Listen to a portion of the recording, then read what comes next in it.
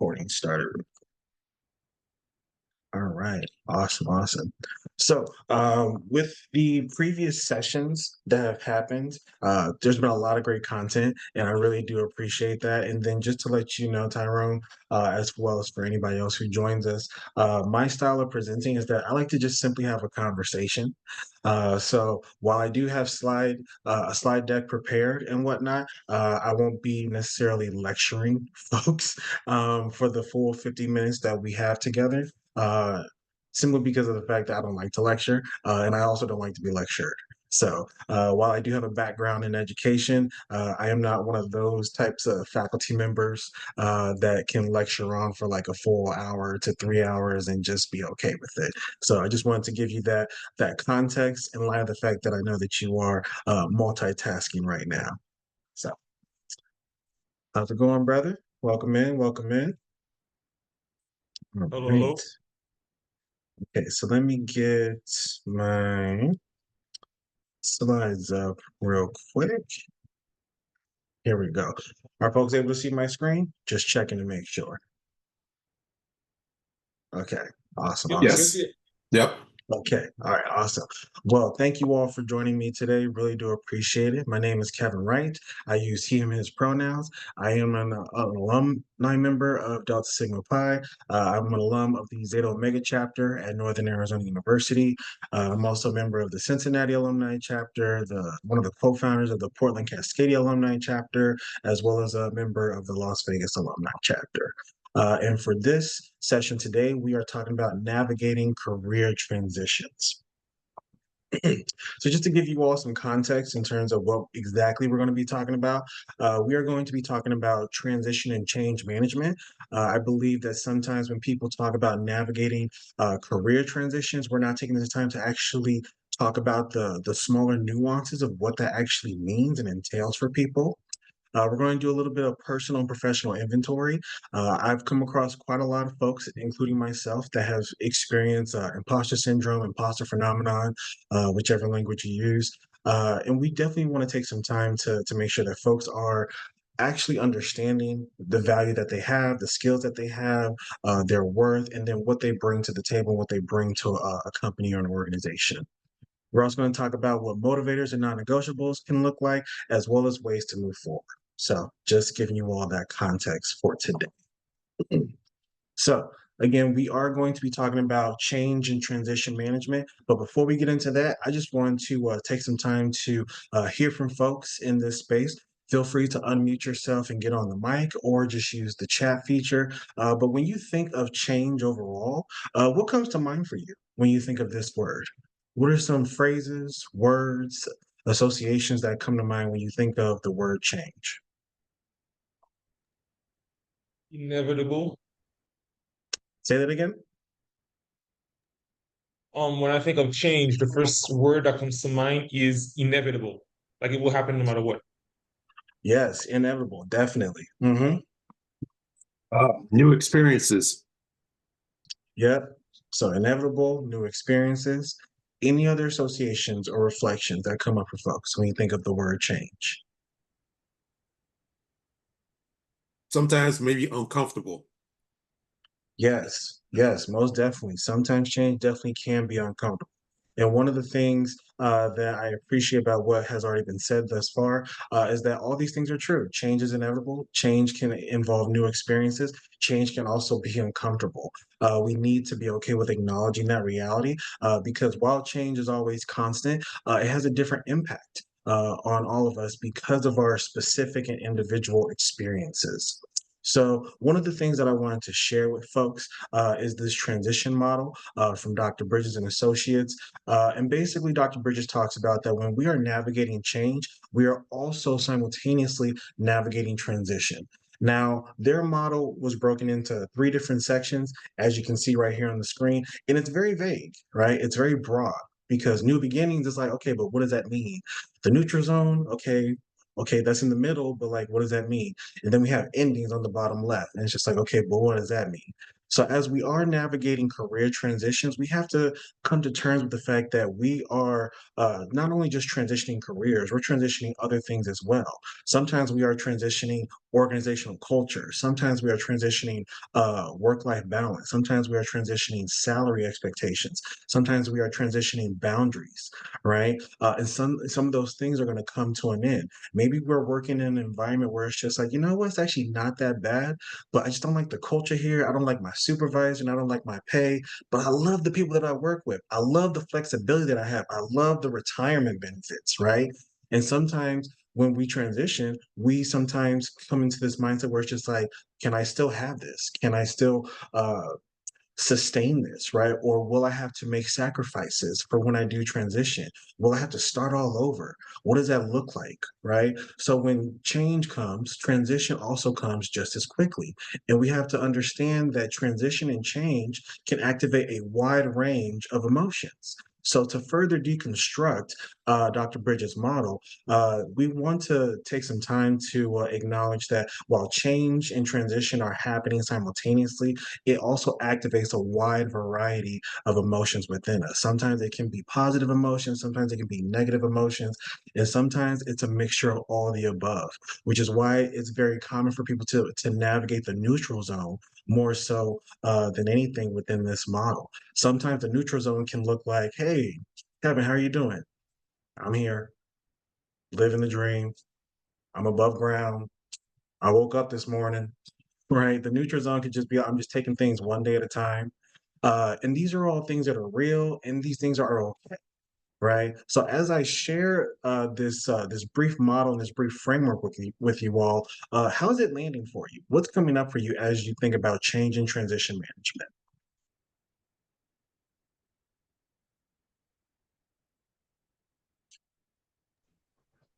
I'm sorry, what Think was the for question again? I mean, from I've experienced change in many ways, professionally and personally. I mean, just from just being an immigrant, I've moved places, going through various levels of schooling and now working. And even now, work is not what I studied. My degree does not really serve my work. So I'm Right. changing not even, well, I'm skills, like the skills that I learned in school are not the skills that I'm applying currently at work. So it's I, I want to say that I feel like I should know change more than I already do, but at the same time, change is not constant, so you don't change the same way every time. So Mm-hmm. I'm used to change, but it's never the same. Mm-hmm. Yeah, no, that totally makes sense. And that's why I wanted to make some time to acknowledge that when change is happening, so is transitioning, because sometimes we are navigating things that are impacting us personally, financially, socially, mentally, physically, right? And sometimes we are not given the courtesy or given the grace to truly process that because we're simply trying to just get to the next thing. We're trying to take the next step. We're simply trying to survive for the sake of surviving, right? Tyra, I noticed that you also wanted to add something. Yeah, just for me, I think about this also too as a couple years ago, not that many years ago, I transitioned. I went from, doing a life in student affairs to going into career development and becoming faculty. And a lot of things, it's one that worked at many institutions, but when you're teaching field, you hope you're going to do well. You hope you fit in. A lot of things I fit into and think about this. I think about, do I feel psychologically safe at an institution? I go through those kind of stages. Can I learn? Do I feel included? Can I contribute? Can I challenge? And that's what I kind of go through my mind a little bit so I can feel like I'm learning, but I'm having an impact. But, there's still that fear, right? About kind of are you going to perform well, things like that. And you go through all these emotions, and it took me time. If you're in a great environment, which, a supportive environment, which I feel I'm in, I work in Northeastern, which really Mm-hmm. has helped me go through those stages. And that's what I appreciate. So, yeah, this really, because I felt all about that stress you have in like finding a new job and doing something different, or what you're going to do, are you going to be successful? So this relates to me on so many levels. So, Mm-hmm. Yeah, most definitely. Thank you, For, Tyrone. for Oh, me, David, I saw you on mute. Yeah.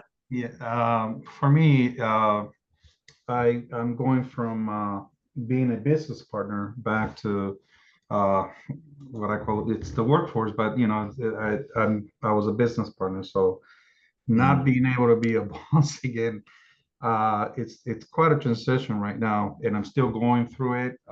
But yes, it's a little bit 15 years when you're used to being your own boss, you make your own schedule, you're doing all of that. So that's the a change in the transition I'm going through right now because I just uh, the I sold my part, and so it's only been 8 months, but it still feels like it was yesterday.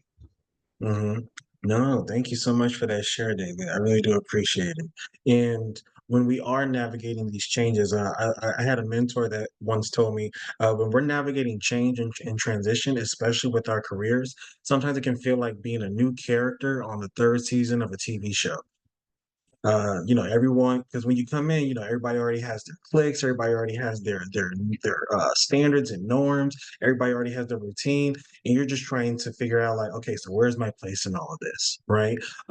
And taking the time to think about, okay, I know my worth, I know my value, I know what I can bring to the table, and I just now need this space to understand who I am and what I am bringing to the environment. So, just to give you all some context about a little bit about my career pathway, because I have navigated multiple career transitions. One of the things that I do want to emphasize is that navigating career transitions is not a bad thing, right? I want to do my best to normalize that changing career paths is okay. I know that sometimes that can be a statement that receives different perceptions depending on how you were raised, where you grew up, what generation you were born into, quote unquote. And at the same time, everyone has is living their own life. They are writing their own story. So just to give you all just a little brief insight into my multiple career transitions. I grew up in a household where everybody knew how to cook, right? And it was always one of those situations where, like, oh, if you want to learn how to cook, just watch what I do, and then you can do it later.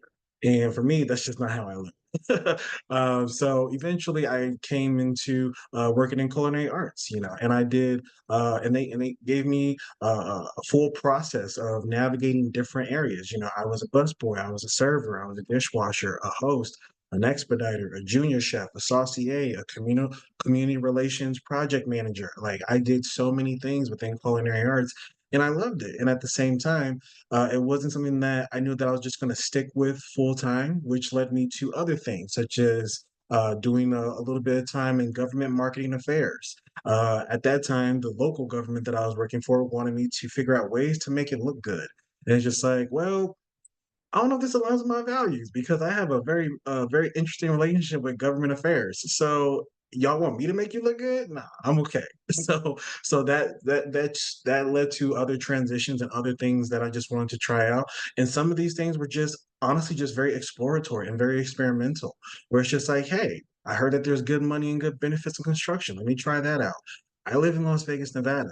Working in construction, especially during the summer months, ain't the business.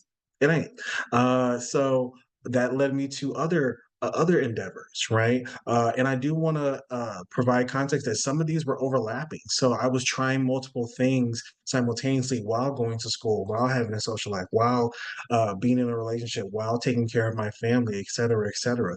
But things started becoming more and more clear about like, you know what? I keep on moving because of the fact that I'm looking at the wrong things to motivate me. I'm looking at the wrong things that appeal to me. I'm just following a paycheck.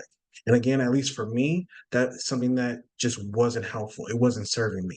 Looking at money as a motivator was not helpful to me. However, if it is helpful to you, then please like speak your truth responsibly about that. So for me, I knew that like, you know what? I'm not about the money, I'm about the impact. So therefore, where can I be? Where can I go to create the biggest impact? And eventually, after taking some time to do mixology, bodyguarding, even doing a little voice acting here and there, I realized that my true calling was education through and through. I did some time in 6th through 12th grade education, then eventually have been working in higher education. I've been working in higher education for over a decade, and also been doing some consulting work over the past decade as well.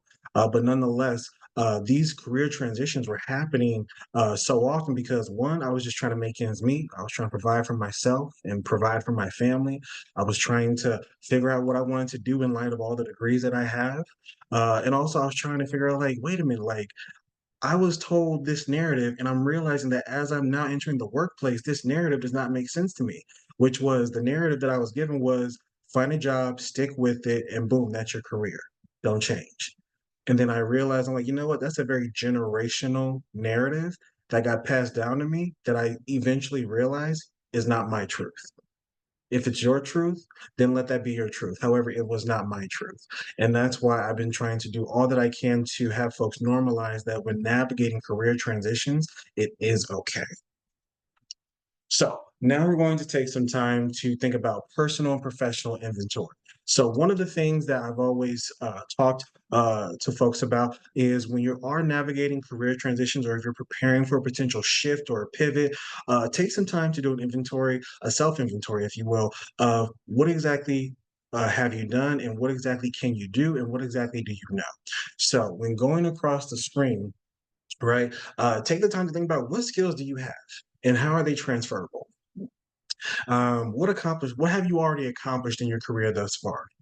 Regardless if it's across different fields, take the time to truly just take some time to just brag, to yourself about yourself. Like, what have you accomplished? Like, you the shit, but like, why? You know what I mean? So, like, definitely take the time to acknowledge how much you have done thus far. Take the time to think about your experiences and what have those experiences taught you. What have those experiences not giving you? What are you still looking for? What are you still needing? What do you still desire?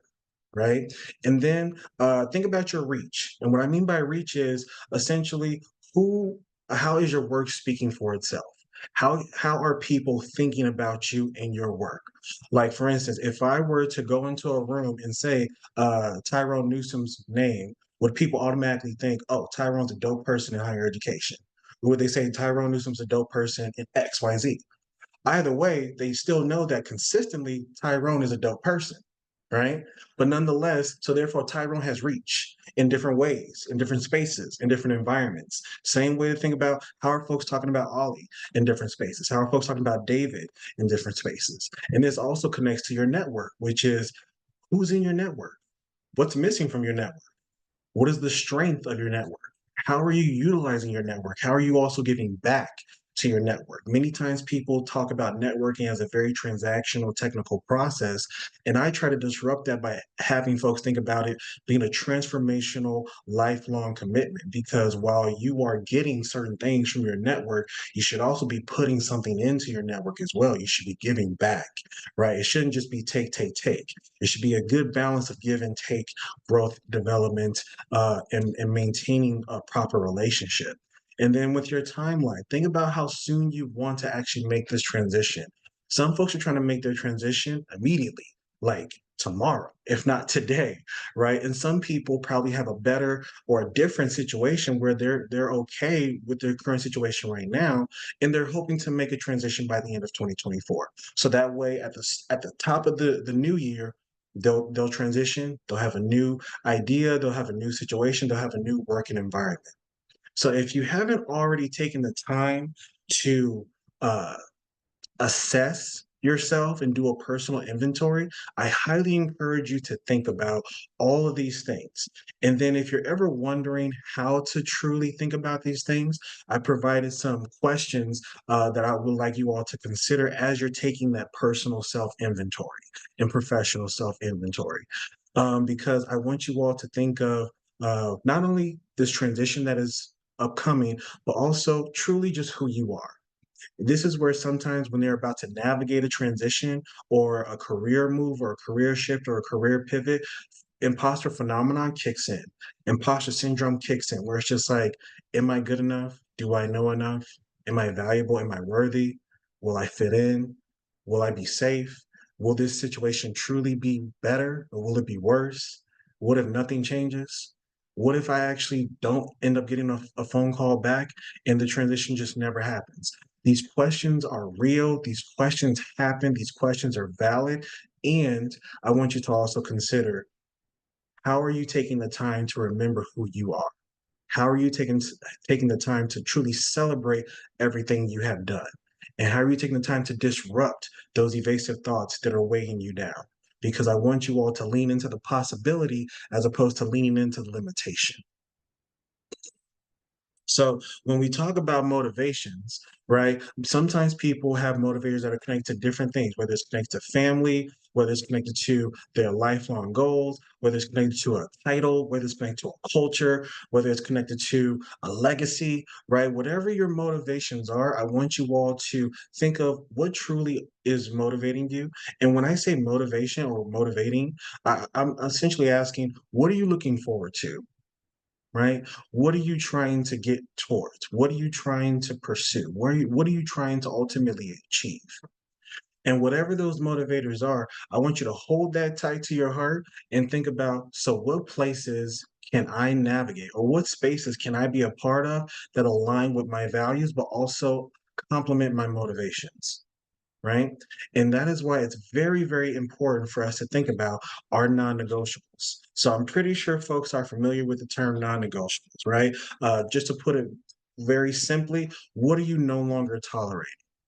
Now, sometimes people, when I ask people like what their non-negotiables are, they sometimes feel hesitant to answer the question because some people have told me explicitly, well, Kevin, I feel bad. Like I feel like I don't have the right to say what I'm no longer or what I don't want to deal with because that's not how the world works. And it's just like, okay, I get where you're coming from. And at the same time, what would it look like if you had the audacity to have at least one or two non-negotiables, no matter how big or small or specific or broad? Right? So I've learned from previous experiences that sometimes people have been more than aware of what a non-negotiable is, but haven't actually taken the time to decide or even think about what their non-negotiables actually are. So that is something that I would like us to do just for a brief exercise. If you feel comfortable, either unmute yourself and get on the mic or place into the chat. What are two non-negotiables that you have right now? If you feel comfortable sharing, what are two non-negotiables you have? I'll start just to give an example. One of my non-negotiables is that I need to be in an area where there is a lot of racial and ethnic diversity, right? That's one of my non-negotiables. Another non-negotiable that I have is that I need to be in a city, right? I just need to be in a city. I've done the small town life, I've done the rural areas, I've done the middle of nowhere in the backwoods type of living environments, and they do not serve me. They do not speak to me. They do not appeal to me. I tried it out. It wasn't for me. So I know that wherever I work, regardless if it's remote, in person, or hybrid, I need to be in the city, right? So those are just two examples. But what are some non-negotiables that you all have? If you haven't taken the time to think about it, I want you to think about it now. What are two non-negotiables that you have?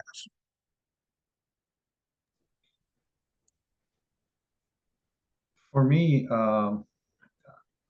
I don't want to be fully remote. I would settle for hybrid, but not fully remote. I need to be around people. I like to interact with people, and I truly enjoy diversity because it gives me the opportunity to get to know uh, different, body languages and the way people perceive it and things like that. And then that's so important to me because I love to associate and I love to learn about all the cultures. I've always been like I grew up in diversity since I was a kid, and there's no way of getting me out of it. So, and you never Mhm, know enough. And the second is I did grow up in a big city, and I kind of slowed down a little bit. So I'm more of a rural, not a small town, but a rural area or something like that. I'm okay with it. Um, but yeah, that's where I live now, actually. And mm, so but I don't want to be fully remote. I need to be hybrid. I like to, kind of go. I guess it's just my way of saying I know where I'm at in life right now, and I know that in another 15, 17 years, I'm looking at retirement. So mhm, I'm kind of looking for that balance and to be able to say if the day I retire, okay, I understand what I'm going to do, so that way I don't just retire. Next thing I know, next Monday I don't have to go to work anymore. I already know Mhm. what I can do at home and what projects I can do. Right, right. Thank you so much, David. Really appreciate it. Any other shares regarding their non-negotiables? Well, I'll share. I said the one you had mentioned, Kevin, is about also too for me. I come from Chicago, so I'm used to the city. Like, I need the city. I just need people. I need activity. I need that's kind of my identity. And I grew up by a family in rural. I can do it, but I need the city. It's just I need that life. But the other thing for me, and especially working in higher education, it's important for me. Like I need student engagement in whatever I do. I want to engage with students. I want to support students. I want to develop students. And that's been a part of my identity, working in higher ed and just, my work moving forward. That's something I enjoy. I want them to find their voice, to find their place, just as somebody helped me. I want to help them. So that's kind of non-negotiable. Once a way forward, I think DSP has done that for me. I've done the work it's done for us. So I like to be engaged with students and develop young people in any way, shape, or form. So Mhm. Right, right. Thank you, Tyrone. Ollie, would you like to share? Totally challenged by choice, by the way.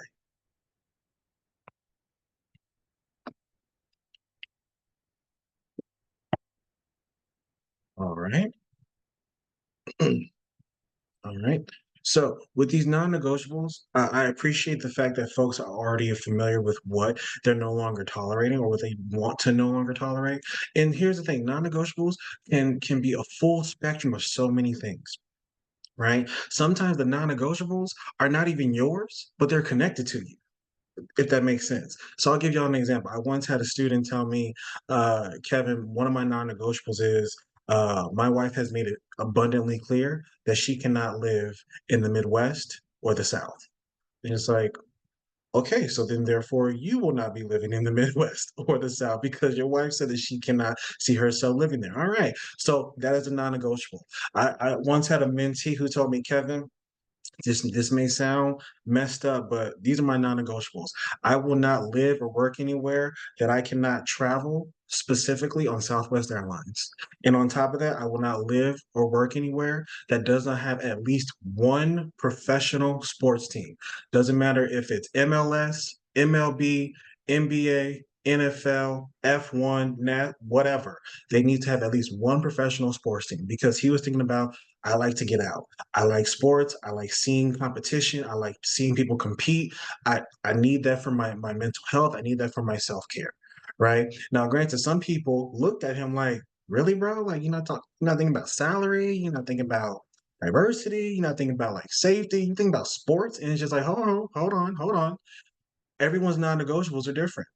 And we need to respect that. Just because they're non-negotiable is not your non-negotiable, it's okay. But the fact of the matter is that we all have different things that we prioritize in our lives. So, in light of whatever your non-negotiables may be, make sure that you're being mindful of one, what they are, two, how many of them are firm non-negotiables, and how many of them are flexible. Because I will acknowledge that there have been some situations where sometimes people do flex a little bit, where it's just like maybe they got five non-negotiables and they received an opportunity where four of the five non-negotiables were met and that was okay with them. Whereas I've seen some people where they're just like 10 toes down, where it's just like, if you can't meet these five non-negotiables, I ain't going there, I ain't living there, I ain't working there. And that's okay. Whatever this is for you, make sure you own it and honor it. So in terms of moving forward, we already need to come to terms with the fact that everyone in this space has skills. Everyone in this space has accomplishments. Everyone in this space has experience in some capacity, right? Like let's be clear about that. Everyone in this space has those three things. Now, for the other three things, this is going to vary for everyone because I do not want to assume the reach of people's networks. I do not want to assume that people have a network. I do not want to assume that people's timelines are the same.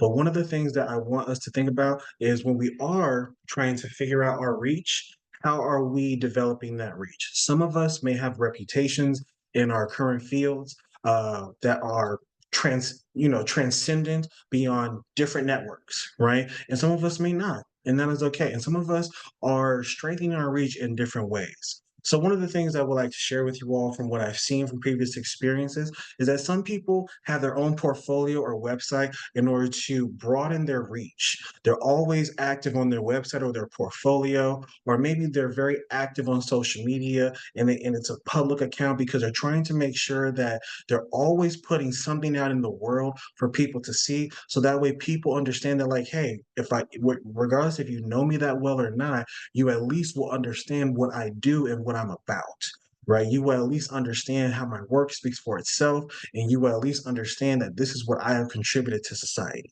right? And this is how I've made spaces that I navigate better than how I first found them.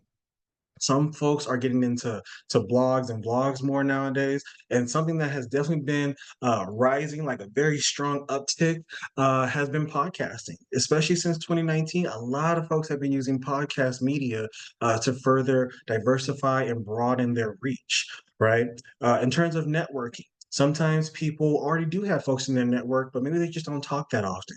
This is an opportunity to reconnect with folks in the field that you're trying to navigate and transition to, right? This is where you can be also mindful of taking the time to learn the language, learn the trends, do informational interviews, right? Think about what standards and trends are going on within that industry, because every place has its own BS. Let's be honest. Every industry has its own BS. No place is perfect, right? So take the time to ask and learn and have those explicit questions answered so that way you know what you're getting yourself into. Essentially, if you're already dealing with a big uh, a big heaping mess of BS in your current field, then you just now got to take the time to think about, okay, so whose mess am I now going to deal with for this next move, and in what way am I going to clean up that mess, and what way am I going to disrupt that mess, and what ways am I going to navigate that mess, right? Knowing that everybody has their own ish. And then also taking the time to, when you think about your timeline in terms of like how soon you want to transition, also think about how you are allocating time to your search. So, how much time are you putting away per week just for resume development? Just for cover letter critiques and feedback, just for sharpening your interview skills, just for rebranding your social media, just for cleaning up your carbon footprint, right? How much time are you devoting to this? Some people in my life, they aren't devoting any time to it because they're just trying to figure out, hey, the right opportunity has to come first, and then I'll consider it. Whereas on the other side of the spectrum, I have people that are devoting at least 5 hours a week to their job search, whether that's resume writing, whether that's cover letter writing, whether that's interview practicing, or just taking the time to just apply for jobs. So sometimes the transition can be so overwhelming because of the fact that we are navigating through a very, very nebulous market. It is so unpredictable because there's so many jobs, and yet it seems like not many folks are getting them. And at the same time, folks are hungry, folks are passionate, folks are ready to move to the next thing. And yet that traction isn't always consistent depending on how folks are navigating their job search. So, one of the things that I do caution you all to think about is how you are speaking your truth responsibly as it relates to how you speak about your experience, right? So, you all have heard of this nifty little device called the iPhone, correct? You know, you got the iPhone, you got the iPhone Plus, you got the iPhone Pro, you got the iPhone Pro Max. So, we're going to apply those same models to speaking our truth responsibly as it relates to our resume and our cover letter and talking about our experience. So, as y'all know, I used to work in culinary arts, right? The reality at one point of my job was to clean dishes, right? So I clean dishes, I clean the plates, I clean the glasses, and I clean the silverware. That was the reality of my job. Sometimes just saying that may not be enough because of the fact that everybody has a different language in their industry. And for whatever reason, sometimes you got to play the game. Sometimes people want you to use extensive vernacular in order to drive home the same point. So even though at one point in time when I worked in culinary arts, what I did for the most part was clean dishes, plates, glasses, and silverware. But to another industry, I might say that I implemented top tier expectations of cleanliness to sustain a healthy working environment for staff and positive dining experiences for customers. right? To some industries, I might say that I operationalize cleaning protocols and standards to increase customer visitation by 30% because they want to know what exactly you did in terms of impact, not what you did in terms of what was in your job description. And then some people might even love it if you were to say that you contributed to the cultivation of a team culture rooted in respect, integrity, and accountability to ensure positive working dynamics while serving company stakeholders. Y'all, I'm not gonna lie. The Reality Pro Max version, I'm like, what does that mean? That is so Mhm. broad. That is so vague. And yet sometimes that is the language that will get you in the door. You're not lying, you're not stretching the truth, you're just speaking your truth responsibly and strategically. And one of the things that I would recommend to you all is to think about how you are speaking to your experience because oftentimes people talk about what they do in their job in terms of like what impact they've made. So therefore, think about every little thing that you have done in regards to your career, whether it was across different industries or within the same industry. This is why I said take some time to do a personal assessment of your accomplishments because I want you all to think of how you are speaking truth to your accomplishments in light of what was your day-to-day duties and responsibilities. Does that make sense, folks? Okay, awesome, awesome. And one of the things before we get to that part, and one of the things that I would recommend as a resource, there is this website called Top Resume, and I've used it on several occasions. And essentially, they will do a free resume review for you. And what they do is that they actually put it through an ATS system to let you know, like, hey, for companies that use ATS systems, this is what they're tracking, and this is how you are showing up in their system. And this is where sometimes it can help you. This is where sometimes it can deter you from even getting the first round interview. It is free. Now, here's the thing it's free, but it's also still a business. So they will give you feedback about your resume, they will give you tips on how to improve your resume. Now, if you want them to do it for you, that's where it comes with the cost. So I always tell people if it's free, it's for me. So please take advantage of the free advice that they give you. Now, if you want them to write it for you and give you a whole new resume, if you got the coin, that's on you. So more power to you. So If just I may wanted to share, take time to share. Huh? if I may share, Yes. I learned a lot about that because, of course, for 15 years I wasn't in the looking for jobs, and a lot of my resumes I learned that they were not reaching those companies because they're using the ATS, and it's very important because a lot of people now are putting a lot of fancy little things like pictures, which is not a bad thing, but the ATS tracking system does not read those things, and so what happens is you do not have your resume will not be seen, and that's most likely why you never got a response back as to what the status is with your application. Another thing is make it very simple. Use the Yes. KISS method. Nothing fancy, just straight to the point, and make sure that you have the action words, the key action words in it. Because my resume when I began was so old, I had no clue, an idea, and I said, "What is going on?" Because it's these jobs, and I know I'm more than qualified for it, and there's no reason why I shouldn't be. I mean, I can't believe it, and so I started doing things like Kevin, your sharing, and so I learned, and I had to take, literally took me a week to get my resume correct and right, to learn that you only have a 30-second pitch for your elevator pitch when it comes to introducing who you are when you're interviewed. And also you only have the time that these HR people take to give your to look at your resume is anywhere between 10 and 60 seconds, because the Mhm. first thing they're looking for is just the keywords and the skills that you're showing. And you need to understand exactly, according to your industry, what are the key words you need to use. And you can look all of that online, or go to I ended up at a local career center. I said, listen, I need some help here. Mhm. And so they get shared with me a few skills, and even some of them, even on LinkedIn, I had to do a whole different, I mean, revamp my profile and get it to where it's supposed to be. And I've seen the difference. So I just wanted to share that because I just went through that.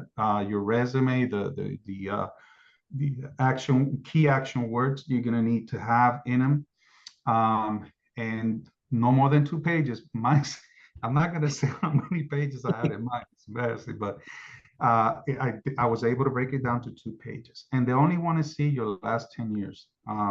I put it all the way from my first job to my most recent, and it's like I'll share this also because I want to share my mistakes, so prevent everyone who's on this to not make the same mistake.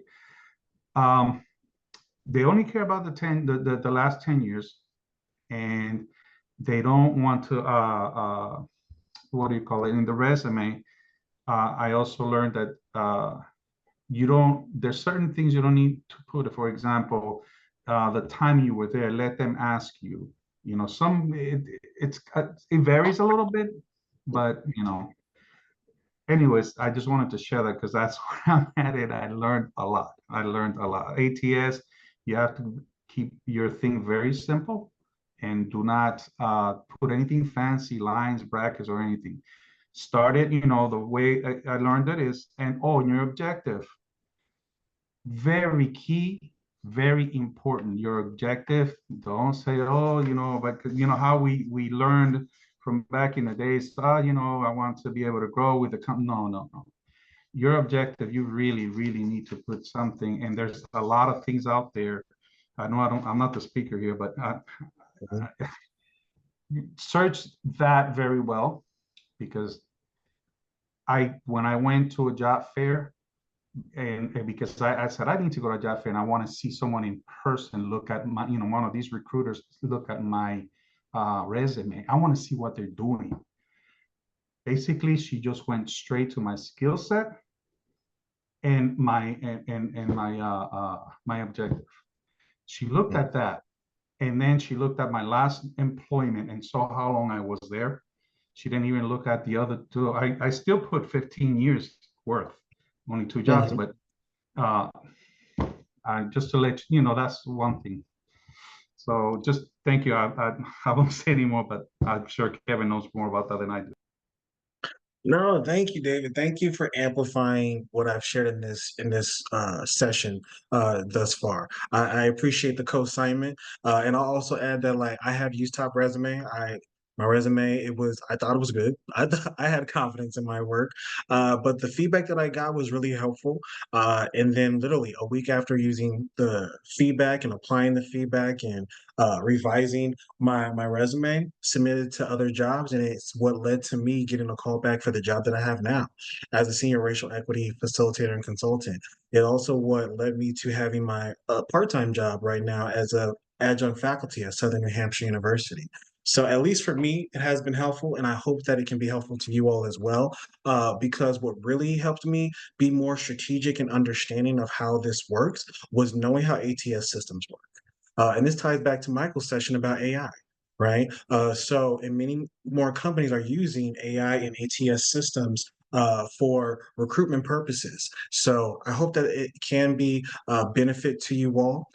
And before I get into sharing my last piece of the session as we wrap up, one of the things that I do is that I thrive off of feedback. So if you go to the link that I placed into the chat or scan this QR code and then you enter the code TALK, it should be a less than a 2-minute survey asking for your feedback. If there's something that you like that I talked about, please tell me to keep on talking about it.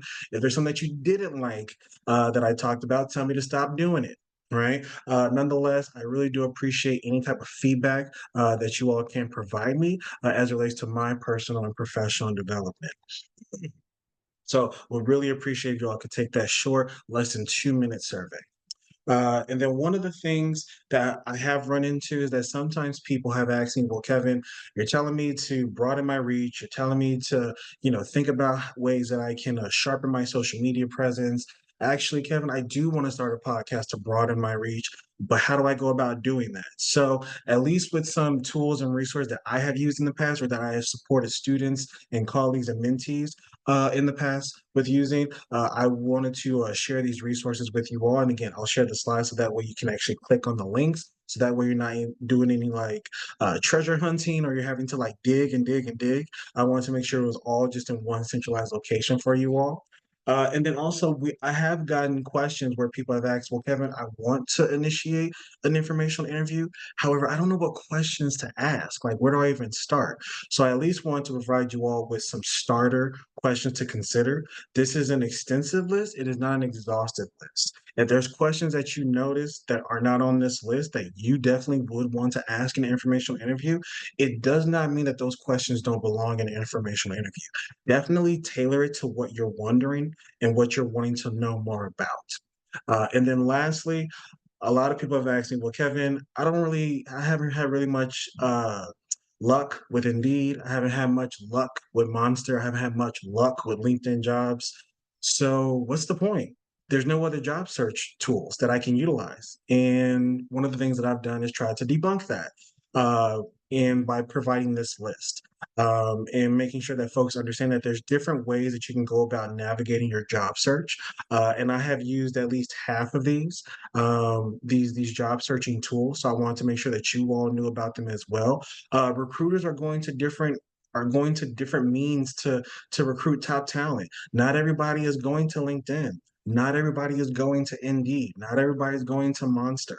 Right. I do want us to be very clear about that. While those are important tools and are effective tools in some capacity, not everybody uses them. So I want to make sure that I provide this list to you all as well in order to understand that there's different ways that you can navigate your job search. So, all right. Well, that brings us to the end of our session. I'm about a minute over, but it's all good. We started late anyway. I really do appreciate folks joining me for my session today. And if there's anything else I can do to be of service or support to you all, please let me know because I want to make sure that everybody is getting what they need, especially as it relates to navigating career transitions. So thank you so much. Thank you, Kevin.